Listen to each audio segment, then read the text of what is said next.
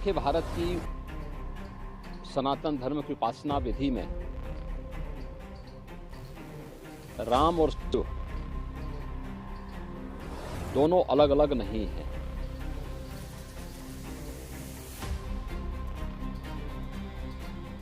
मर्यादा पुरुषोत्तम प्रभु श्री राम ने स्वयं शिव की उपासना की और रामचरितमानस में अगर आप जाएंगे तो इस बात को देखेंगे कि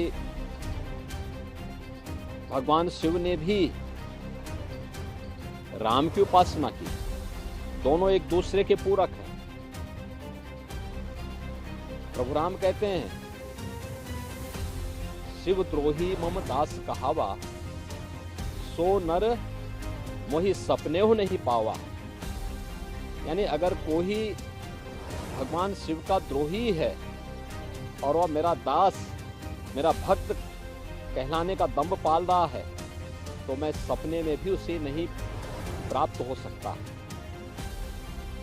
ऐसे ही भगवान शिव भी कहते हैं, स्वाभाविक रूप से कांग्रेस की वास्तविकता सामने आ रही है। भारत की सनातन परंपरा को अपमानित करना, उसको लांछित करना, भारत की आस्था के साथ खिलवाड़ करना, ये कांग्रेस की प्रवृत्ति है। और कांग्रेस अध्यक्ष के द्वारा यही बात जो उनको कांग्रेसी संस्कार में प्राप्त हुआ है, वही बात वो अपने भाषणों में कर रहे हैं। भगवान शिव और भगवान राम को आपस में लड़ाने का कुत्सित प्रयास कर रहे हैं। उनका यह वक्तव्य अत्यंत ही निंदनीय है। दूसरा, हम इस बात को जरूर ध्यान में रखें, हमारे शास्त्र इस बात के प्रमाण हैं कि शिव का द्रोही हो या राम का द्रोही, उसका पराभव, उसका पतन अवश्य हुआ है। एक कांग्रेस की पतन की एक नई शुरुआत है और कांग्रेस इस प्रकार के स्तरहीन वक्तव्यों को देकर के हिंदू आस्था के साथ तो खिलवाड़ कर ही रही है, लेकिन अपने कृत्यों से कांग्रेस को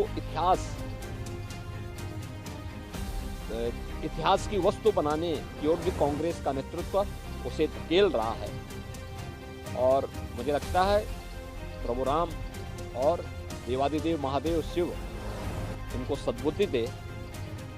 कम से कम जब अब कांग्रेस को लोग विसर्जन करने पर तुले ही हैं, तो अब तो सच का रास्ता अपना ले।